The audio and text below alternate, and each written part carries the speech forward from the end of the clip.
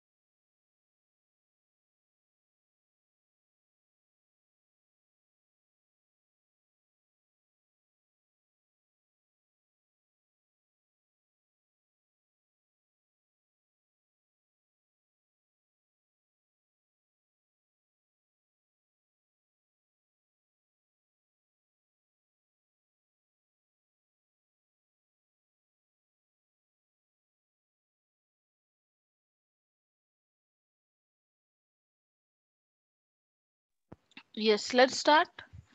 In last class, we have been discussing about S3, right? Simple storage solution. And when I go to this S3 console, you can see here regions are disabled and we can see global. That means S3 is a global service. Services can any region in AWS can use S3 bucket irrespective of its region.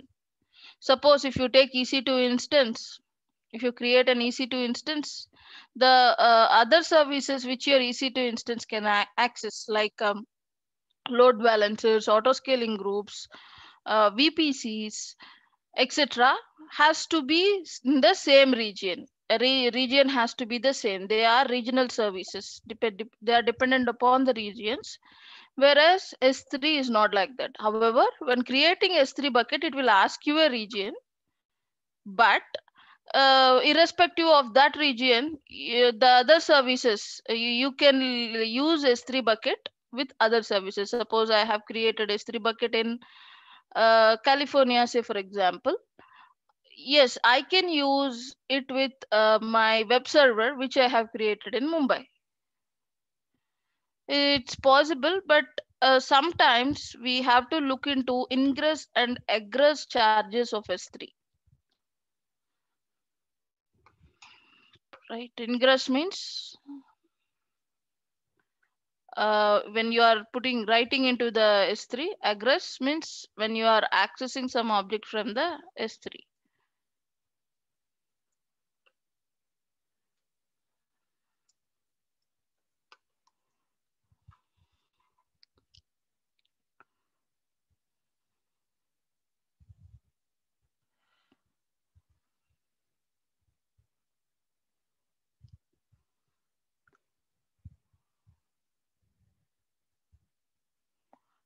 There are per request ingest fees, put copy.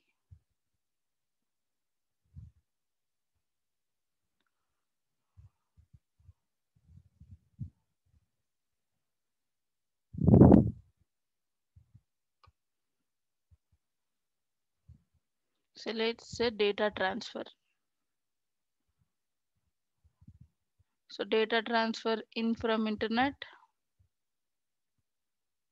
Data transferred between S3 buckets in same AWS region, and data transferred from AWS S3 bucket to any other services in different regions. So when you use different regions for data transfer, especially if the service is accessing S3 which is in the same region, then okay.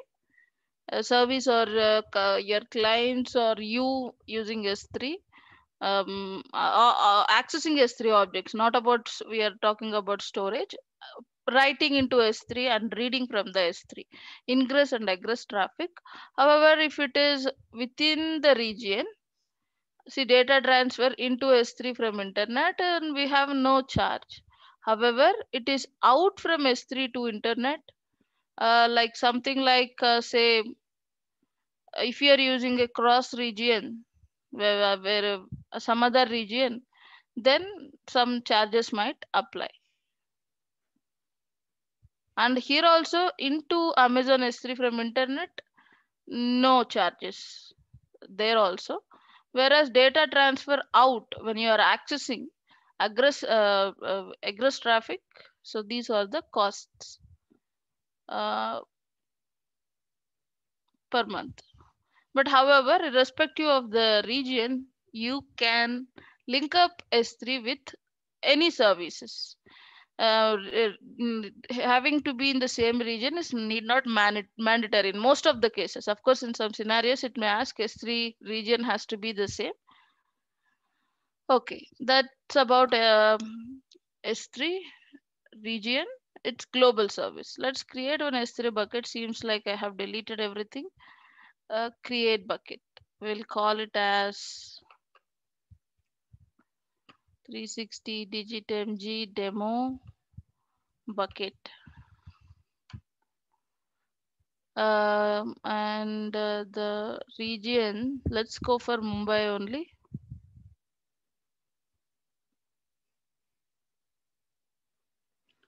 We know what is this. We already discussed block all public access. That means your bucket is private and through internet you cannot access your bucket. So let's uncheck it. Yes, I acknowledge this. Bucket versioning we already discussed.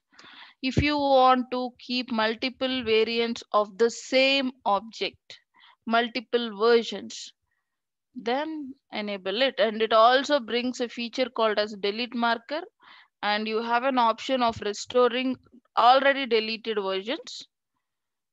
Right, we already discussed this, how you should delete the delete marker.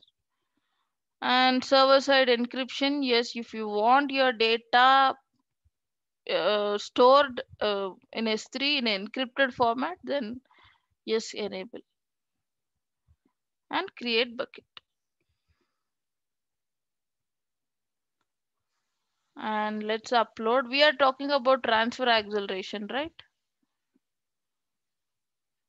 Upload any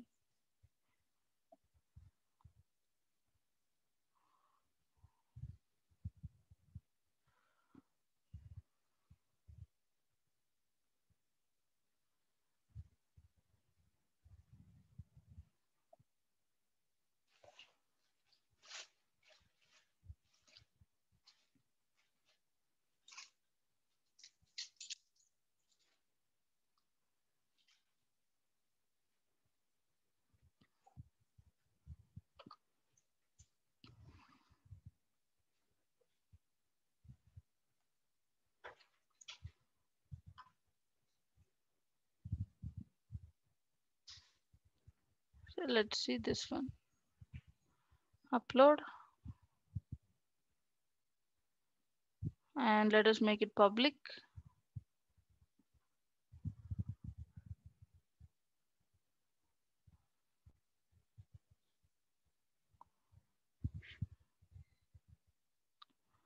Make public.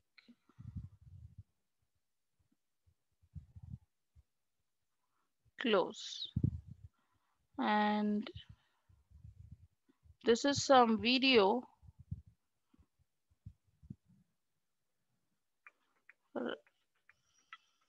However, it is a small video. This is regular access. Suppose these kind of data where streaming speed you want to be high. You want high streaming speed.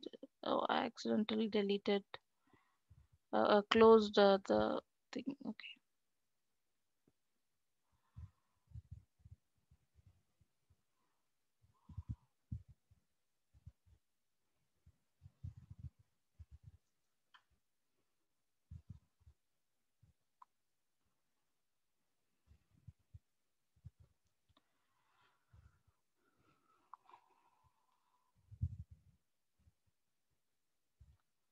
Yes, the one.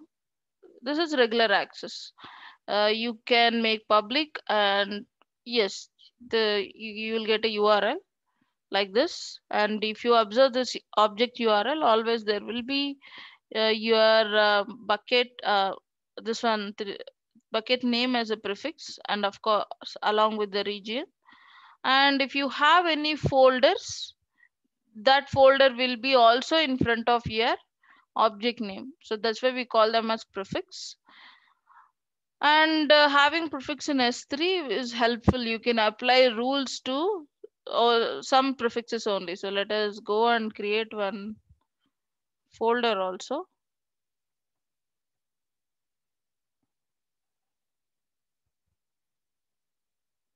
Okay, go here, create folder. Let's call it as data folder. And yes, anyway, we are talking about transfer acceleration of our bucket. If I enable transfer acceleration, then I the speed, maybe it's not always same for all the regions. So I have created my bucket in Mumbai region. If some guy try to access this video from other distant location, say for example Virginia, then obviously there will be latency. He might get it with bit more latency than the person who is in the same locality within the in India or premises. You may not experience much latency, but when distance increases, if it is from a distant country, then definitely there will be some latency. So if you don't want that to happen, we want our objects, we want clients to get the objects uh, in the same, and also speed matters here, in the same speed, and should there not be latency for all the users across the world. Then the solution is you can opt for transfer acceleration. And where this transfer acceleration, go to properties and transfer acceleration, disable, let us edit and enable transfer acceleration. Now this is my transfer acceleration endpoint.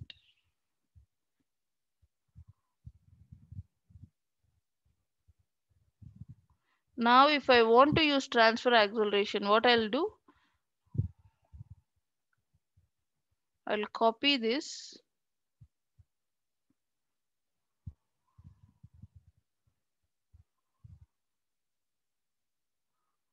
and this is the URL. This is the URL, right? The regular URL.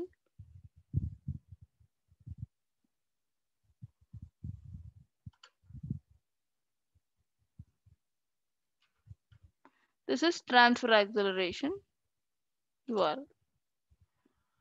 The XML file does not appear to be.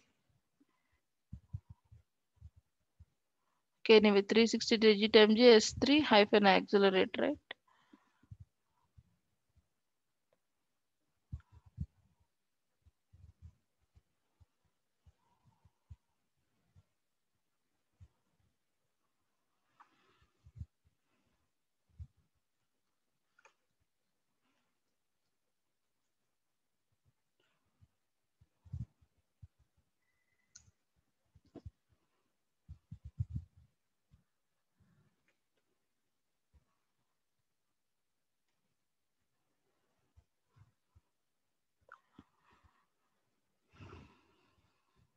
Let's go and get the URL from transfer acceleration. It's only showing the endpoint.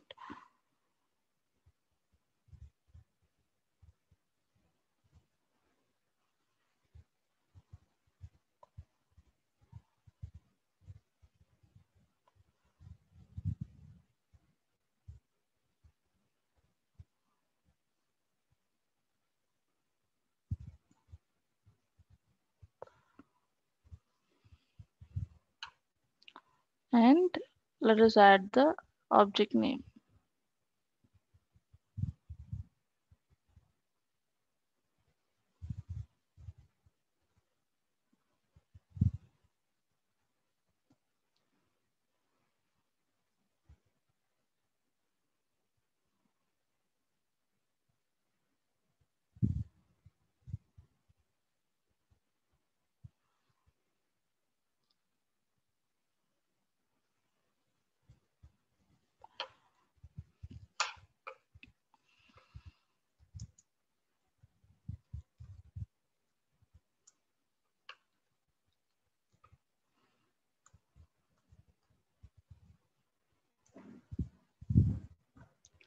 Says access denied, but we made public.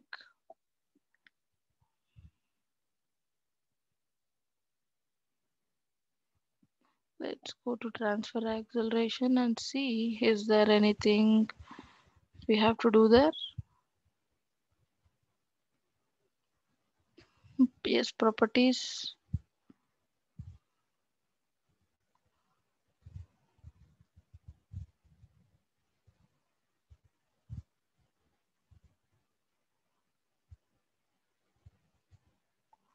Okay, these are object properties. Let us also check bucket properties.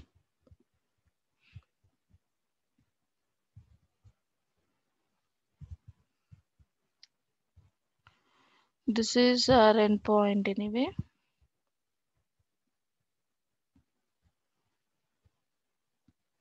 Okay, save changes. I have one more thing called static website hosting.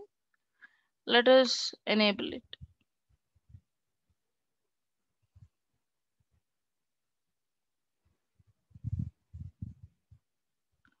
Let's say index.html.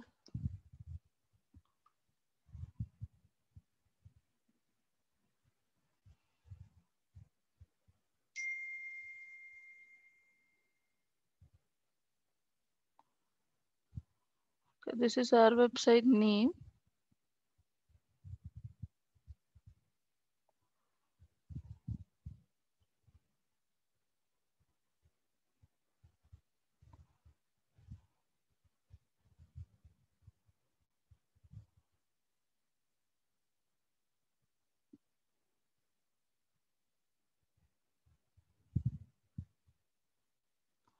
Okay, let you know how to use this this accelerated endpoint.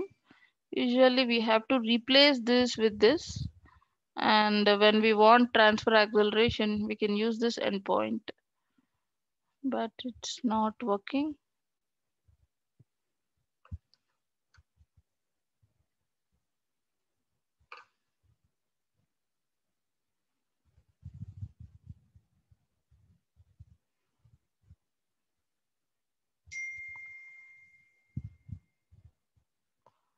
Objects. Let us copy this object name. It's automatic copy link.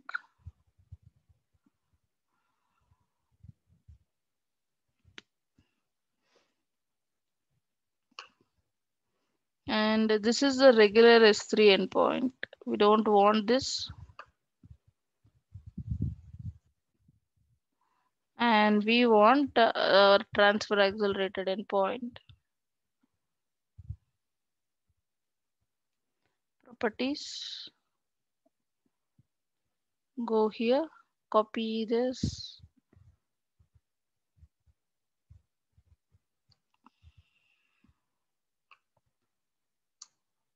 Yes. Okay. I have missed this plus symbols. I have added spaces, so URL doesn't contain spaces. So you have to replace the S3 URL. In the S3 URL, you have to replace this. This is called as your S3 endpoint name with the accelerated endpoint. And you may not see much difference since we are in the like S3 bucket and uh, we are accessing S3 bucket within the same region. But you can test the speed, say S3 transfer acceleration speed test for speed comparison.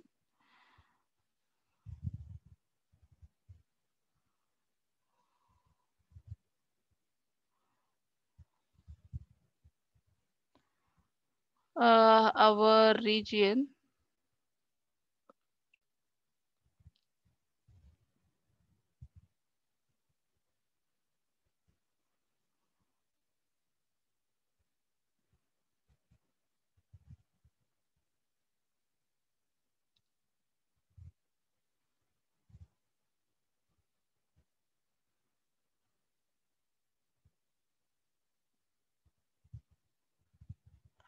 here we can test speed actually. This is S3 direct upload speed and this is transfer upload speed.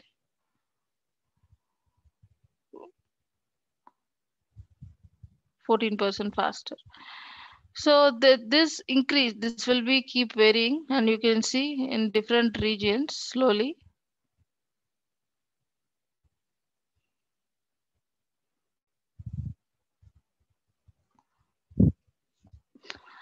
Okay, going back, how this transfer acceleration works is we already discussed something called as edge locations, right? While talking about AWS global infrastructure,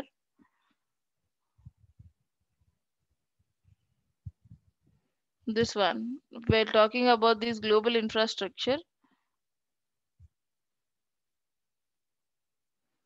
we talked about edge locations, and these edge locations are used for transfer acceleration with S3 bucket and also for content delivery service which AWS maintains called CloudFront.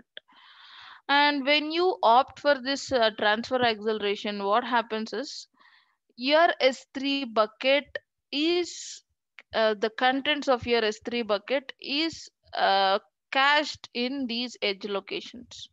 And now suppose your S3 bucket is in Mumbai region, it's not just in like if some client is accessing your S3 bucket, he has sent a request for video and we have some video content. Say, for example, we are maintaining a web application of a news channel. And these news channel will keep videos, photos of the trending news, right? And suddenly some news has become big hit and we are getting traffic not only locally and also from distant regions also. So what we can do, we can make our S3 bucket from where video is getting streamed, we can opt for transfer acceleration. Then if someone is trying to access the content in the S3 bucket only for the first time, the request will go to the Mumbai, or what we can say for the other regions. So the news server, the S3 actually, it's in Mumbai region. And when I'm publishing this web page to the other countries, I'll include this URL for them. The URL which includes S3 accelerated endpoint. So we will use that link to access the video, whereas to the nearer regions, to the Mumbai, we will use a regular S3 URL to optimize the speed. And how it acts is it makes use of edge locations. and say that video is requested from some Middle East, some country from the Middle East. For the first request, the video will reach S3, and there onwards, anyway, you have given the transfer accelerated endpoint. There is a edge location nearer to the Middle East. See, all these are edge locations.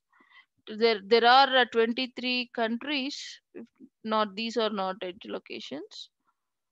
Not 23. We have 200 plus 200, 230 plus edge locations. 100 points of presence.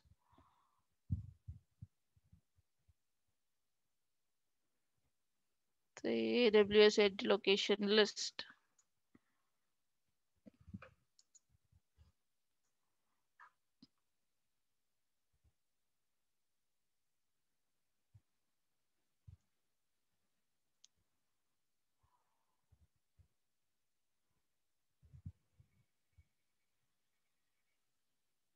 We will go to that global infrastructure page.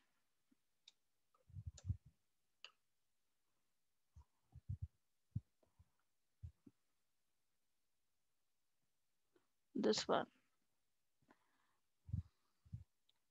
There are 230 plus points of presence, 218 plus edge locations. And we don't have the list, but somewhere nearer to the UAE region, we will have one edge location. Now this transfer acceleration uses this edge location, and it will keep the S3 content in the edge location, and it will access from the edge location. It will not access from your Mumbai region. Instead, it will access from the edge location.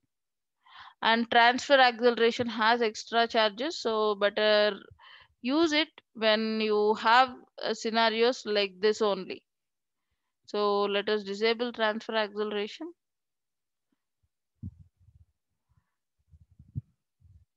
And you will have your regular S3 endpoint and also transfer accelerated endpoint, and you can use both of them whenever you want. Whenever necessary, you can use transfer acceleration. So let us close all this. And we have one more property of S3, that is static web hosting, which I have enabled just now. Static web hosting means, yes, it can host web pages, static H pages, not dynamic pages. What is difference between static and dynamic pages, guys?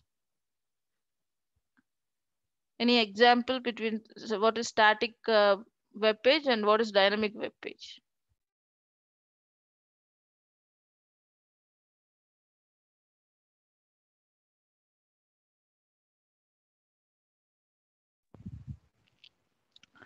The HTML pages or static web pages, and so the web pages which accepting content from the user. That means to accept the content from the user. Let's say example, chat box. So there is a website, a static website, a HTML page, which has all the information about the company, etc., contact details, product details, etc. Let's say it's a regular static HTML page. You, of course, user can navigate in between the pages, all would be there. And now if we include a chatbot feature in this website, it's not a static website. Corporate website static. Okay. Then if your website has to run some scripts, then it is not called as static. There are server side scripts, and that server side scripts has to be executed, and the output has to be given as response. For example, now they have also added this chat box feature to their static website. Now that website we cannot call it a static, it's a dynamic one. Why? Because it has chat box feature. Chat box feature means that you should write a script which runs server side. It should have some frequently asked questions and other details. And whenever user asks a questions, it should look into those frequently asked questions and should respond back with the answer. Say for example, to do all these things, we need server side scripts. It can be any language. When your server is running some program and sending output as a response, then it is called dynamic web hosting. And the server which is just sending HTML pages or any other static web pages written in PHP or HTML without any server side scripts, without running scripts, then it is static web hosting. So S3 supports static web hosting. Suppose I have an educational institute and I don't I want to launch a website and I want it in house. I don't want to outsource it. I want a simple static website. Then I can ask the employees who are already working can ask create a simple static website and host it from S3 without any actually scripts running behind, just a static one. Let us try to create one index.html and upload here. Or do I have any index.html?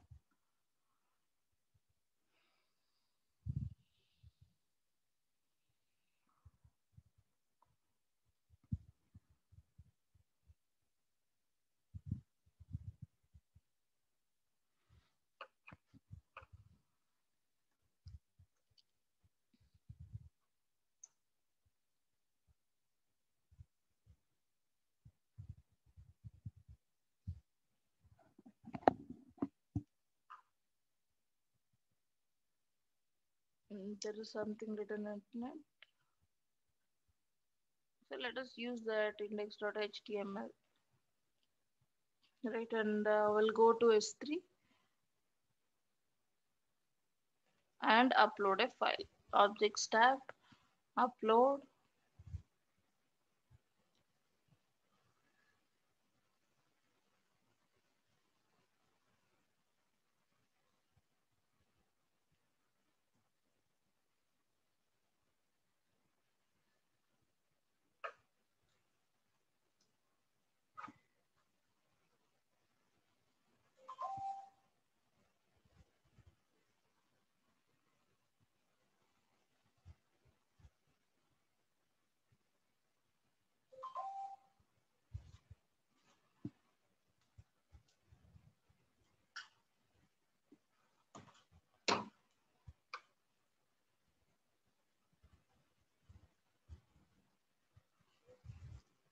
and upload.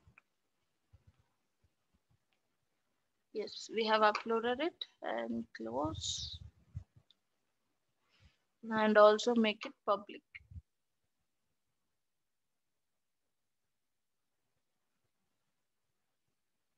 Make this object public.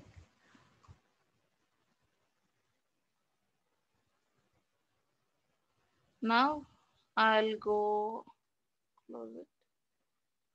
See, I can access this index.html using this HTTPS something is there. This is the object URL, or I have enabled static web hosting.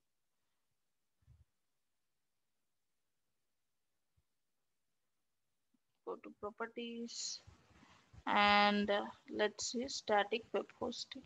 This one. This is the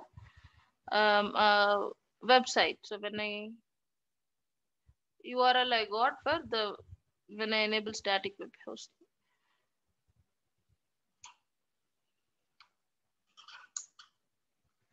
Right.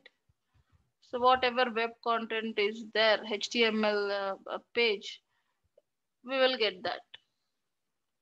So S3 supports static web hosting too.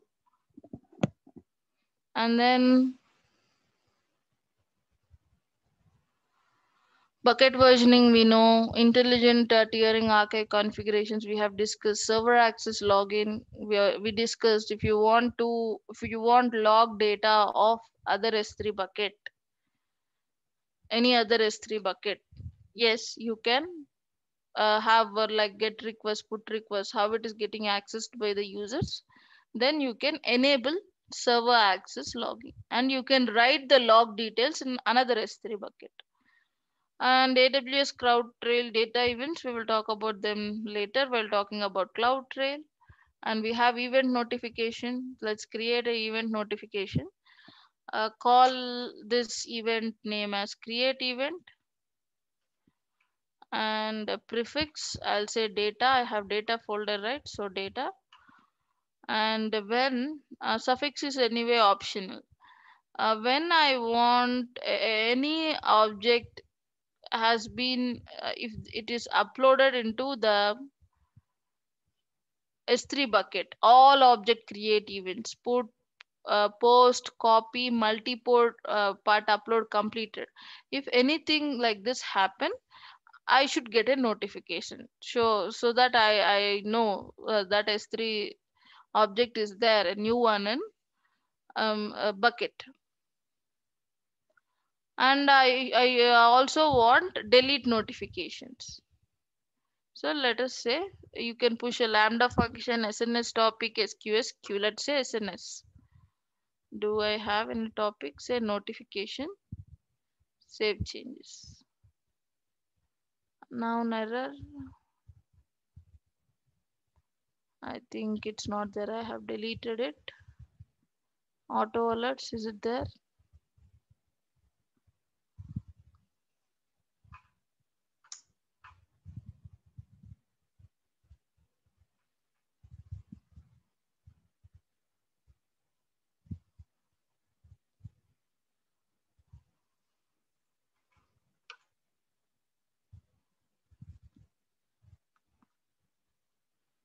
I have 4 topics. Yes, I have notification topic anyway.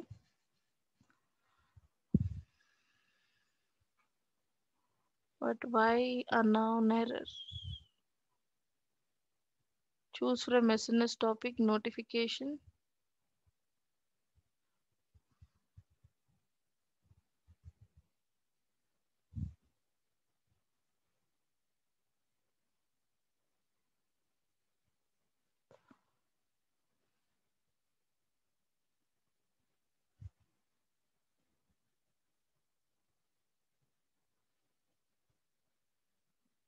Yes, we have chosen SNS topic.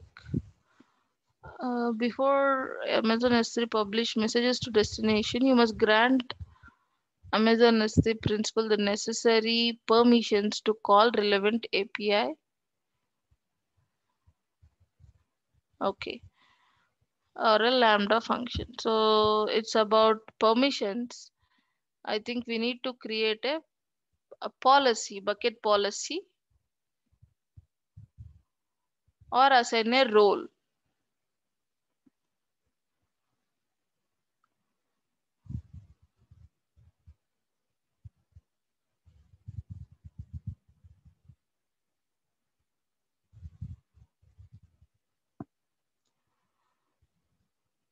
So let's go and create a role, or we can also add a bucket policy.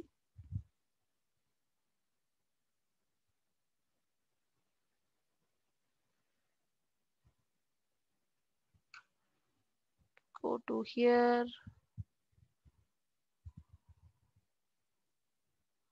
I am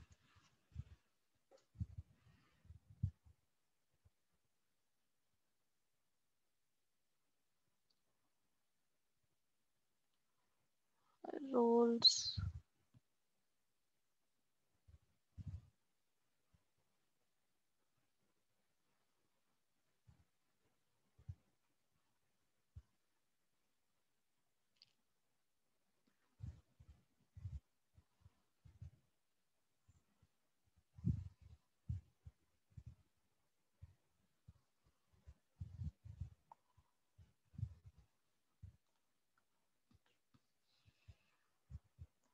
S3. Next.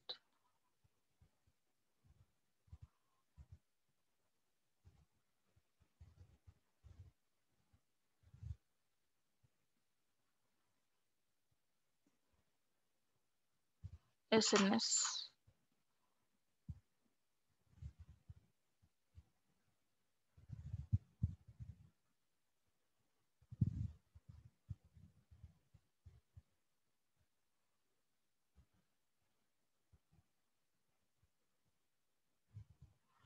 Okay, let us create this role. We have already done it.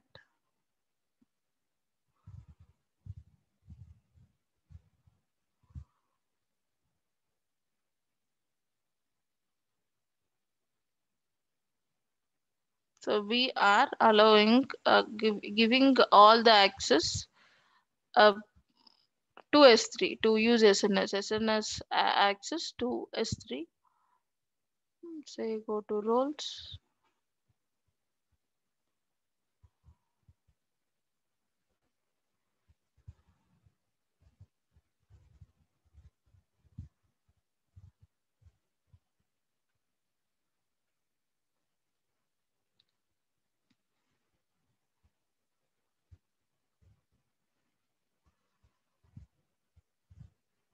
S3 role and allow S3 to call AWS services on behalf. Next permissions. We want SNS permissions.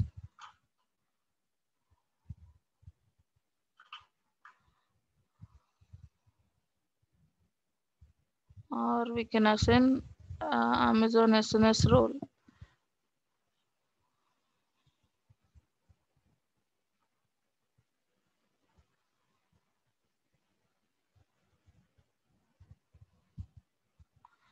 Give a name. So let us call it as S3 SNS role and create. We'll talk about roles later, but role, what it does, it gives permission for one service to access another service. So let's go back and try now.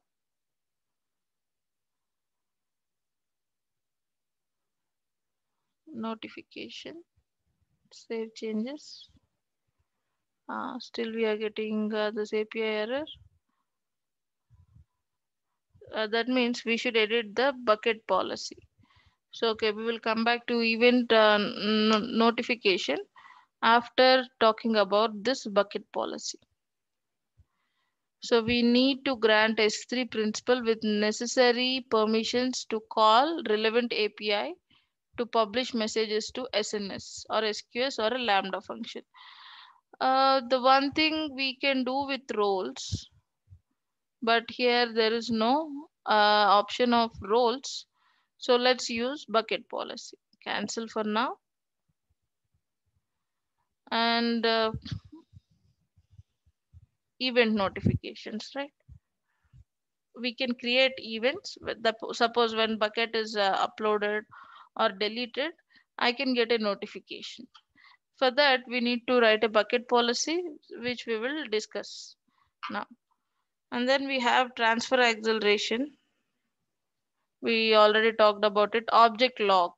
If you want you to your objects, if you are giving S3 access to multiple people and they want you don't want as an admin uh, them to accidentally delete it or something like that, then you uh, enable this. This is an object lock. When you lock your object, there will be warm write once read many, and they will not be able to delete it. They will not have permissions to delete it. And as an admin, after unlocking the object only, objects can be deleted. That is object lock. Requester pace. And this is like usually when you keep data in S3 bucket, and when someone is your clients, if they are accessing the content from the S3 bucket, videos or any other files, we will bear the charges because we have that S3 bucket. But however, if you have some content, any software project, say for example, if you have it on your S3 bucket, and the people who are requesting for that should pay and use it. Requester pays, right? And only added requesters can already paid requesters you can add and share your content with them. Let's say enable. So requester will pay for the request and data transfer.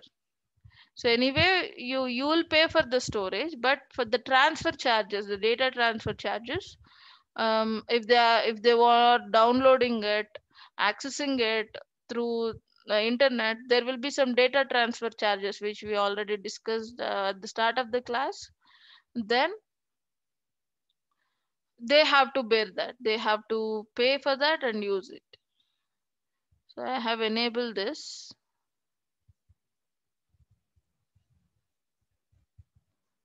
The requester pays, and the requester has to pay the charges. Let us disable it.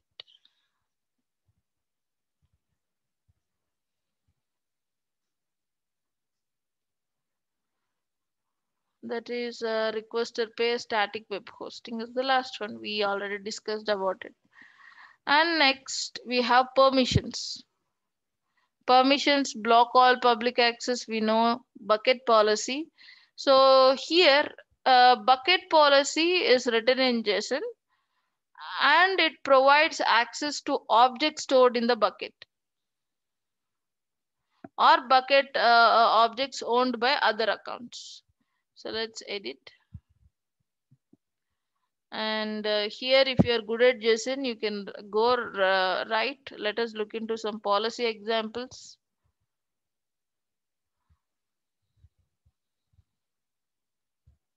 So this example, they are giving principal. Principal means the root account here, the IAM account to a particular user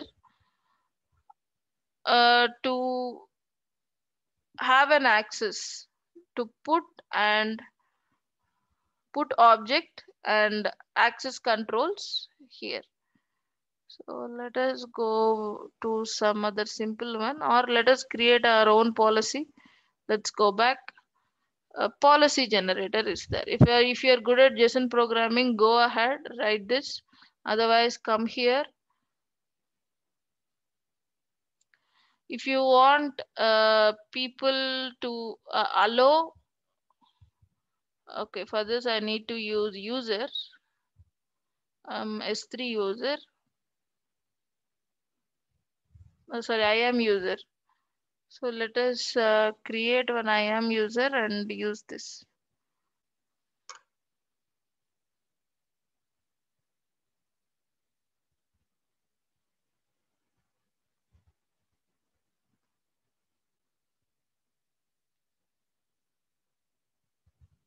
Say, we will say this is select the policy type S3 bucket policy.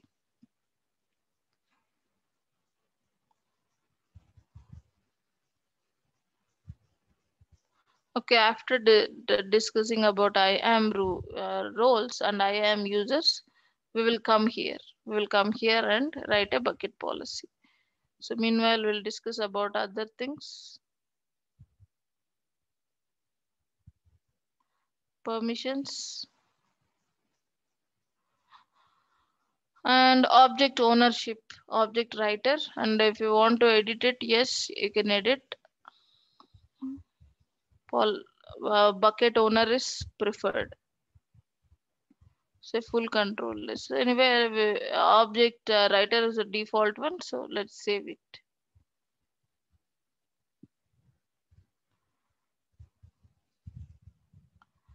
And access control lists. Who can access this bucket? Who has read permissions and who has write permissions? You suppose within the organization, who can write to the bucket, who can read to the bucket, you can mention those using your ACL, access control lists. So let's edit, and you can add. Suppose users are there. So what they have? Everyone, public access. Can everyone list the bucket or just read the bucket? Authenticated user groups. If you have any IAM groups, then what permissions they have? They are list permission or read permission. And S3 delivery groups. Logs. Suppose our server is running and we want server logs, server access logs. Then we give access control for that. So list write, read write. So those are the things. And coming to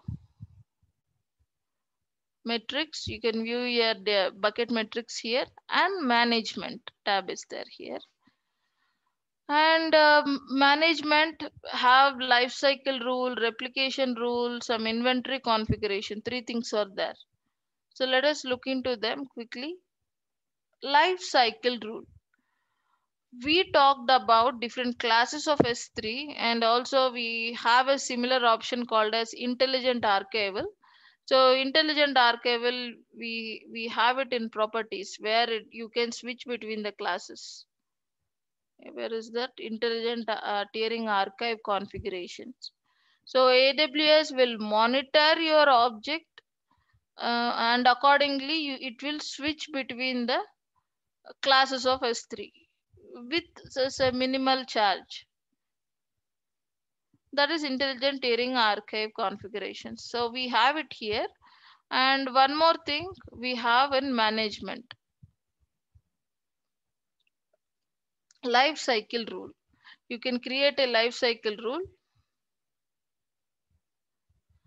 Do you want to limit the scope of this rule using one or more filters? I have a data prefix, right? I can use that. Otherwise, if I want this rule to apply to all the objects in the bucket, then this one. What are our lifecycle rule actions? Transition current versions of objects between storage classes. We don't need that. We want our current version of objects, the latest version of the objects, always in standard class. We don't want to switch class. So we will keep like this only. However, previous versions will be there. If a bucket versioning is enabled, we can store same object as multiple versions. So if I already have my current version, a previous version I may not use it frequently. If I found any fault in current version or something like that, if I want to go back and refer to previous versions, then only we will access previous versions, otherwise not, right? So we can make a transition of these previous versions to other S3 classes. We talked about infrequent access, reduced redundant access, uh, um, right, and archival S3 Glacier. So these are different classes. So if you want to send switch to other class, the previous versions, yes, we will say we want the previous versions to go to other S3 classes because we want to optimize the cost. Expire current versions of objects. Uh, Expired current versions means say they are no longer available, something like that.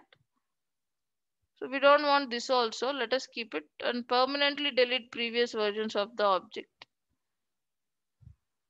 So do you want expire them by setting a certain period of time? Do you want to give your version a time period? You can set like after 200 days, this version is treated as an expired version, something like that.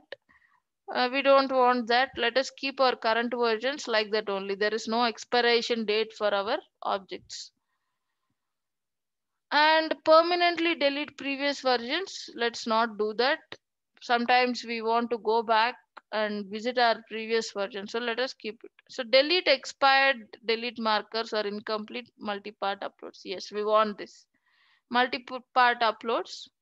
uh, we want them to get deleted after certain period of time, right? So these are the life cycle rule actions. So when you upload any object in the S3 bucket, and suppose if that bucket is enabled with versioning, if it is current versions, then it will be there only. If it is a previous version, you can switch to other storage classes.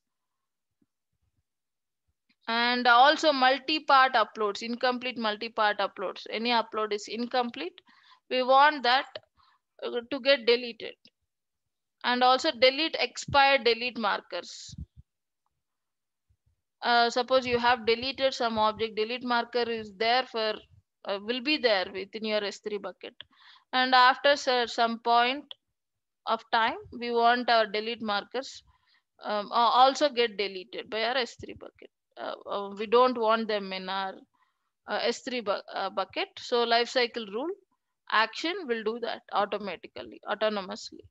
And then moving the objects between the storage classes.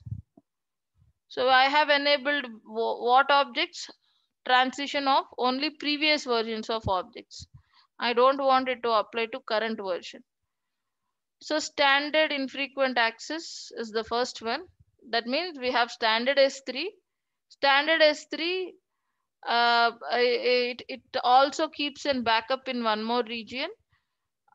And next to standard S3, we have a standard infrequent access. Suppose if you feel that you don't uh, access the object frequently in your S3 bucket, then you can move that data object into standard infrequent access class. The availability of your object is slightly reduced. The availability assurance AWS is giving for us is comparatively bit less, very like a little bit less compared with standard S3, and rest of the things are same for standard infrequent access. So let's say after 10 days or 20 days, I want it has to be minimum 30 days. Let us keep 30 days. So when I upload any object, after 30 days, it should go to standard infrequent access and add transition. Then one zone infrequent access. You can directly go to Glacier also, but let us use all of them. Intelligent tiering. Um,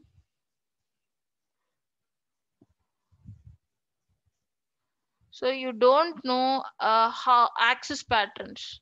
Is it frequently accessed or infrequently accessed? Then go for intelligent tiering. Intelligent tiering monitor how you are accessing it. Based on that, it will switch in between the classes. So if I know that the object is an infrequent access, I can.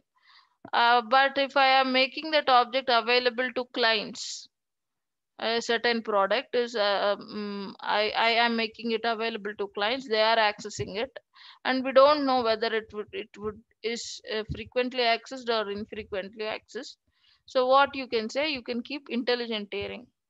It will monitor, and within the 30 days, it is not, if it is not frequently accessed, it will move to standard infrequent access S3 rather than keeping in S3. And also the pricing of standard infrequent access S3 is low compared with standard S3. That is intelligent tiering. And one zone means it's infrequent access and also no backup. S3 stores data in only one zone. And within a region, we have three zones of availability, three availability zones. It keeps our data in only one zone. It will not take a backup of it. Say after 60 days, move it to one zone. But still, it's like a standard. You can access your object, even it's in one zone infrequent access. You can quickly access it. And now, if it is there for very long period of time, let's say 90 days, for 3 months, it's there in S3, the previous version, and this rule action applies to only previous version, send it to Glacier, then to deparkl. for after 180 days. And transitioning small objects to Glacier, anyway, I acknowledge. So then what happens? You can observe if you upload any object, it will be in after 30 days, it will go to standard infrequent access class, then one zone A. Even if it is in these two classes, it is accessible. But when object goes to Glacier or Glacier Deep Archival, then the object is no more immediately accessible. Yes, it's still accessible.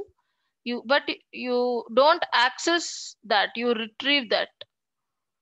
You'll get it, and it may take some 12 hours or so, depending upon the Glacier. Right. So delete expired delete markers. Okay. And also delete the incomplete multi-part uploads. After how many days? Let's say, let's keep them for 10 days or 1 week, 7 days. Let's keep if you them for 7 days and delete. So you can see life cycle rule now. So objects become non-current. That means they'll become infrequently accessible ones, and then finally they'll move to deep archive.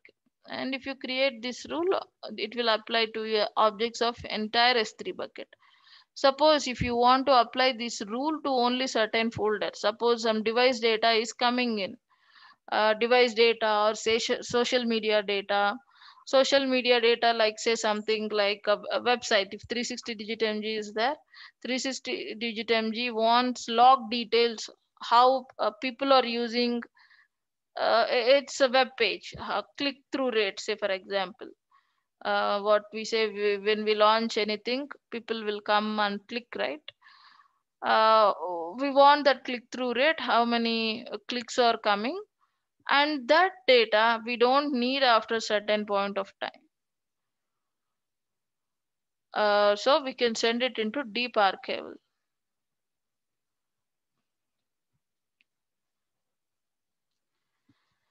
So cancel. I'm not creating this rule anyway. So that is a life cycle rule. And we have replication rule. Guys, just give me a minute.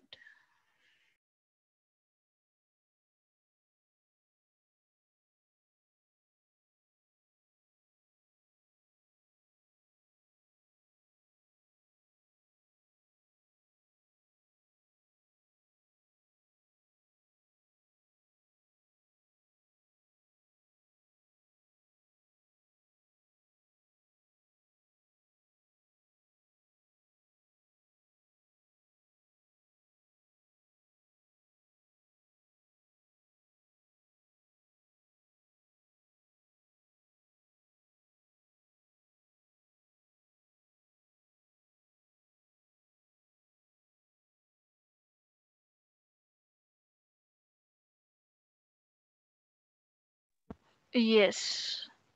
We are talking about replication rule, right? Let us give an ID.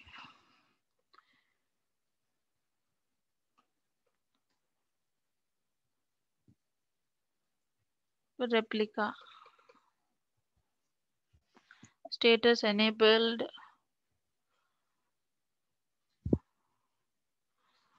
Suppose this priority, what is this replication rule is, uh, if you want your bucket in some other region also. So I have created a bucket in Mumbai region right now. And when I'll also create one more bucket in some other regions is Singapore. And what is this replication rule will do is, whenever I upload object in Mumbai region, the same object will be replicated in the bucket which I have created in Singapore region. All right. Why? Because without transfer acceleration, I want my S3 bucket in Singapore also, so that I am getting. There are clients who are accessing objects within the S3 from Singapore region also. maybe I feel that keeping a bucket in Singapore and adding a replication rule will also people can get that with less latency. And also one more thing is we can have a backup of our data. So there we can use replication rule. Anyway, S3 says that they have your data in one more S3 bucket also, in one more availability zone also, not in one more S3 bucket. If you create one S3 bucket, they have a backup plan in another availability zone also.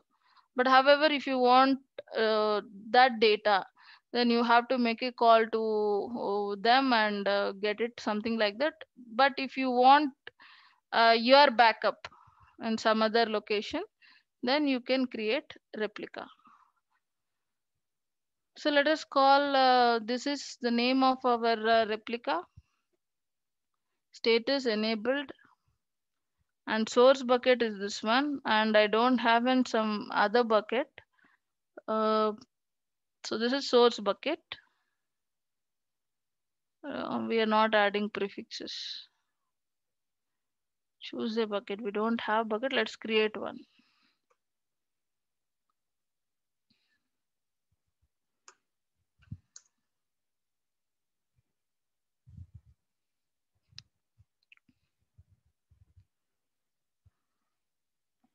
Let's change. Okay.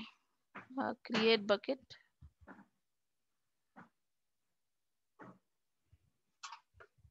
A replica bucket we say.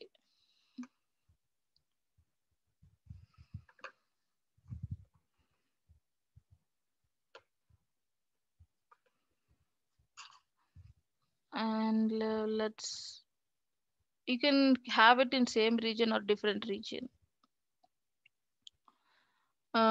Let's keep rest of the things as is. Bucket versioning, everything as is, and create a bucket.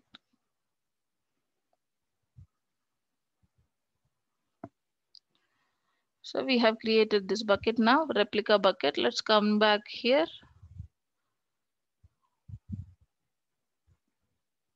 Browse S3.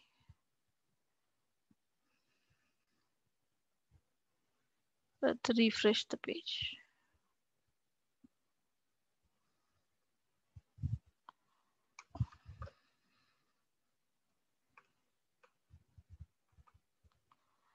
Give a name to the rule and then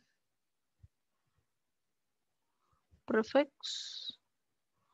We are not giving any prefix. So this rule applies to all the objects in the bucket and destination bucket.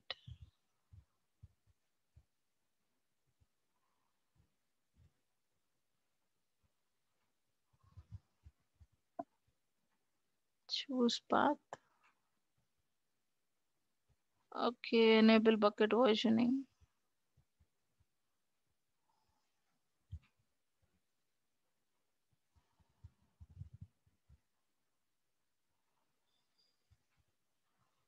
Edit, enable. Save changes. Okay, here also we can do that anyway. I am role. So just create a new role.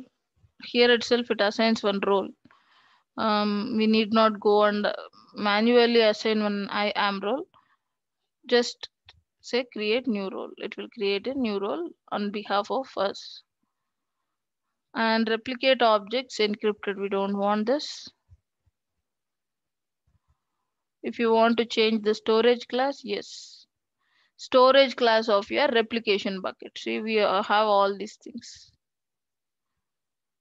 If say I say one zone infrequent access, and then additional replica options, we don't want this, and save.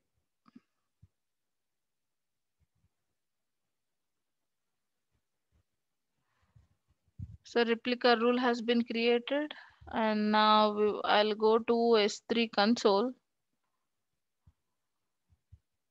I have two. This one is my source bucket. 360 digit MD demo bucket, and this is replica bucket. When I upload any object here, it will automatically replicate it to this bucket. And it may take a minute or so sometimes.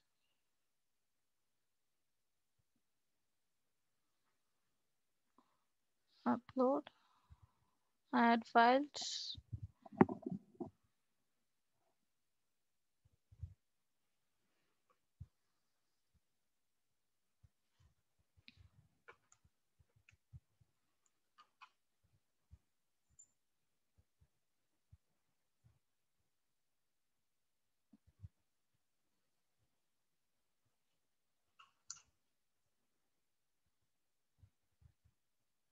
So let's upload this.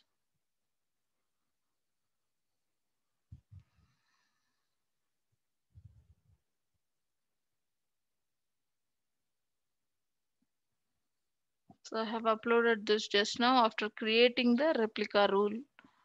I'll go back here, replica bucket.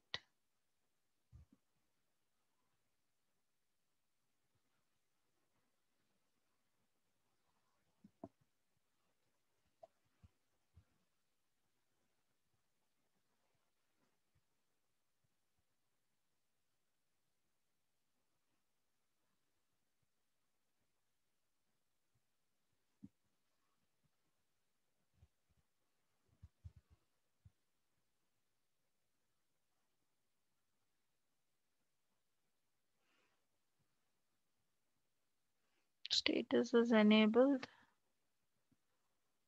Source bucket is this one, entire bucket.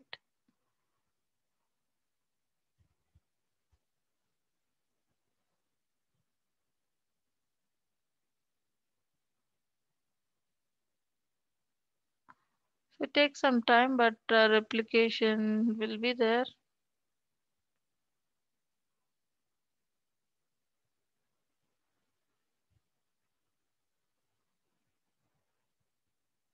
Show versions.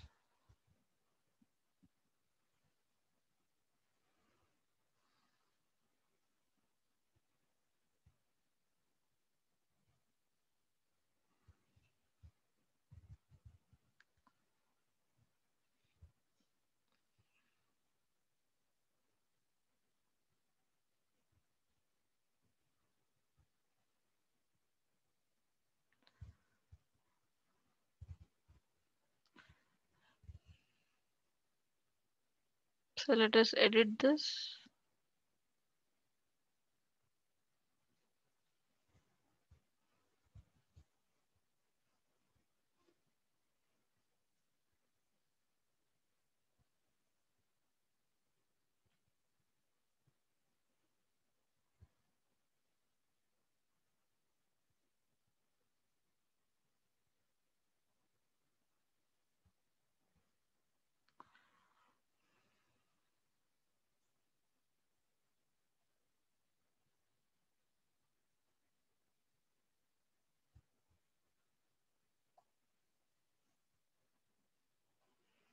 Okay, let's go and see. Upload one more object.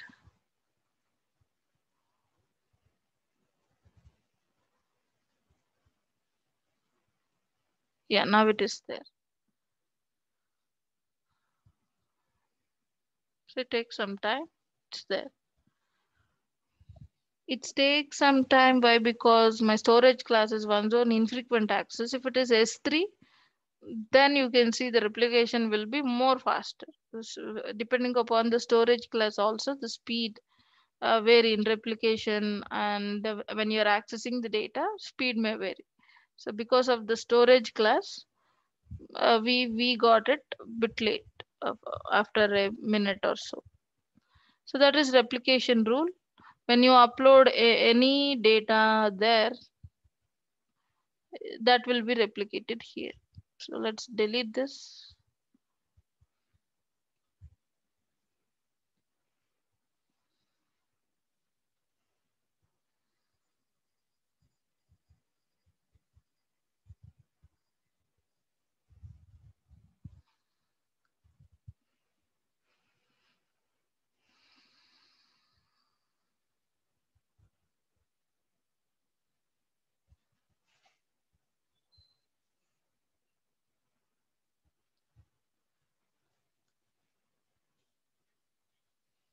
delete. Okay, and we have our bucket here, and then we will go back to the properties, buckets.